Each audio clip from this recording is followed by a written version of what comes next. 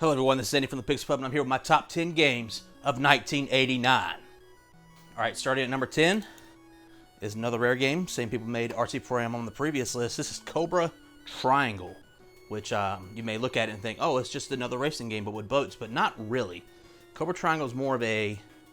It's still got the isometric perspective, the three quarters down looking at things, and still got a nice little animation of the boat going around in different waters, but it's more of like mission stuff that you have to do. You have to, like, you know, take out little... It's hard to describe. It's really just like a mission-based little boat game. And it's, I don't know, this, when I bought it a few years ago for $4, I wasn't really know what to expect, but I don't know. It's really, really charming. It's got really fun, colorful graphics, and I mean, it's rare. Who doesn't love rare?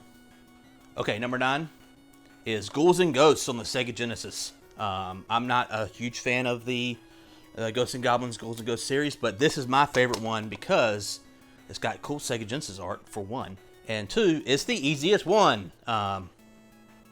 It's still hard as balls, and it still requires you to beat it twice, and all that stupid stuff, but for my money, I can get the furthest in this version, and that's why it's number 9 of 1989. Okay, number 8 is Adventures of Lolo. It is a fun little top-down puzzle game from HAL. I believe Lolo and Lala make special appearances in the first Kirby game. And yeah, it's just a fun little single-screen puzzle game where you're top-down, where you're avoiding enemies, getting keys, opening chests, getting the stairs, going up level by level in this tower. It's got fun music, fun graphics, just a fun little time. Lolo. Okay, number 7 is Batman on the NES. And my copy, I didn't realize was so freaking ugly until I pulled it off the shelf. I tried to clean it, get this movie house off of it, and I just made it worse. So I'm in the market to get a new copy of Batman on the NES. If I ever find one in the wild, it looks better than this. But anyway, Batman on the NES is a fun-ass action game with great-ass music and fun, not colorful graphics, dark graphics, because it's Batman, and it's based on the original movie. And the only reason it's not higher on this list is because it's fucking hard. I never really got that far into it. But yeah, Sunsoft, it was, yeah, made by Sunsoft. When they were on their game on the NES, they were on fire, and it shows in Batman. All right, number 6 is, this is interesting because I don't actually own a physical version of this game, but I do own this, the 6-pack for the Sega Genesis, and it has Revenge of Shinobi on it. This one's still sealed, which is interesting. I have a loose cartridge down there too, but Revenge of Shinobi is fucking awesome. It's one of the first Shinobi games I played. I believe it's a sequel to just Arcade Shinobi, which I've actually never played, but it's not as good as Shinobi 3 to me. I know Shinobi purists will fucking probably want to kill me for that, but man, Revenge of Shinobi is fucking great. It's got fucking great-ass music, great-ass gameplay, Sega on fire, like they were back in the late 80s, early 90s. They were killing it. Revenge of Shinobi shows. All right, number 5 is DuckTales. Oh, woo. First sighting of a Capcom Disney game on this list. DuckTales is great. Just everything I'm gonna keep repeating myself. Capcom knew the fuck what they were doing on the NES with the music and the graphics and just about everything else they do. DuckTales takes a lot of inspiration from other Capcom games where you can pick your own levels at the start, pick up wherever you want to go, and it has its own unique style of action where you play as Ebenezer or Uncle Scrooge and Scrooge McDuck. Yeah, that's his name. It's not Ebenezer. Fuck. Yeah, you pogo around on your little walking stick and you take out enemies, and it's super, super fun to play. They even made a sequel, DuckTales 2, which I own a repro card of because it's mad, stupid expensive. Yeah, DuckTales is great. It's not the best Disney Capcom game, but it's up there. All right, number 4. Let me talk about something new here. The Game Boy, which also came out in 1989 with Super Mario Land, the original Mario Land on the Game Boy. And I don't know, I've been hearing a lot of hate on this game here recently.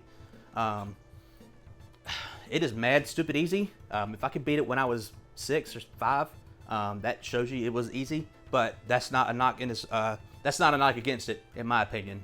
That's just, hey, I can see the end of it. That's a good thing. Again, it has fun music. The graphics not so good. Super Mario Land 2 would alleviate that for a Game Boy game. I think it looks really good, but this is like super simple. Mario's like 3 pixels tall. It has a lot of variety in it for a Mario game. You do a lot of shooter levels. You get the plane, you get in a spaceship. It's just all over the place, and that's great. I love it. Super Mario Land. All right, number 3 is the first Ninja Gaiden on the NES. Now, I got this a little bit later on in life, and I think it was in high school. I started out with Ninja Gaiden 2, but when I played this for the first time, I'm like, man, this is great. They know what they're doing. What is it, Tecmo? Tecmo. They know what they're doing. These people in the late era of the NES, and 89 is getting late era for them, they just had the chops, man. They can make a great-ass action game as a ninja. 2 ninjas on this list, but this one's the better ninja for me. Got all different power-ups you can get where you can shoot flames, you can shoot your ninja star, you can make like 3 different copies of yourself and they follow you. That might have been 2. Anyway, but yeah, it's fucking great music. I had the soundtrack on vinyl. Ninja Gaiden's hard to beat. Okay, number 2 is a game that I think a lot of y'all would wonder why it's not number 1, because it's probably one of the most popular games ever, and that is Tetris.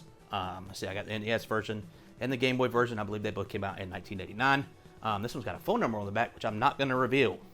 But yeah, what could be said about Tetris? Like, it's the game. It is the game of games. It basically birthed the genre of block puzzle games that we still see today. There's new ones coming out probably on Steam every hour, I would have to guess. But this one, it nailed it somehow. That dude in Russia, I believe his name's back here on the box, Alexei Pashentov, he fucking found the secret sauce. He's some sort of genius who he figured out. He figured out video games. This is it, now and forever, Tetris. So Tetris is hard to top, but there is a number 1 that is not Tetris, obviously. This is number 1 for me because I love this series. I love this game. This series was kind of world-altering for me as a child. It completely blew me away. It completely dominated my imagination. Everything about it. That is Mega Man 2. Now, if you watch my top 10 NES games of all time, you know Mega Man 2, I don't believe it was up there. Mega Man 3 was number 1 because Mega Man 3 is my favorite. No, Mega Man 3 wasn't number 1. It was Zelda, right? I can't remember.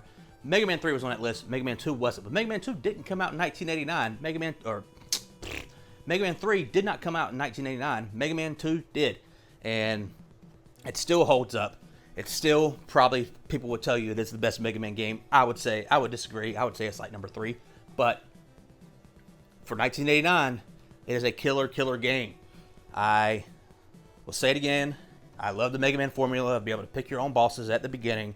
So as a child who was really bad at video games, and as an adult who's really bad at video games still, I like be able to see what I thought was the whole game, but once you beat all those bosses, there's like a whole half a game later, especially with Mega Man 3, it just keeps going and going. But Mega Man 2, the soundtrack also is like NES genre defining, basically. Like, if you ask anybody one of their favorite NES soundtracks, Mega Man 2 is probably going to be on that list. I got it on vinyl along with Mega Man 3. That's how much I love it. The artwork on the front's kind of unfortunate. The American artwork on Mega Man games didn't really get that good until 3, where he's literally shooting Sparkman in the dick, which is great.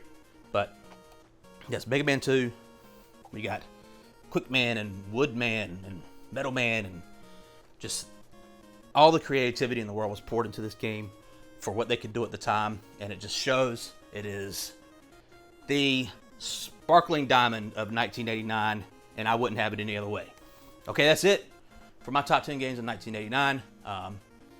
Got a few comments on the last video. I want to see more.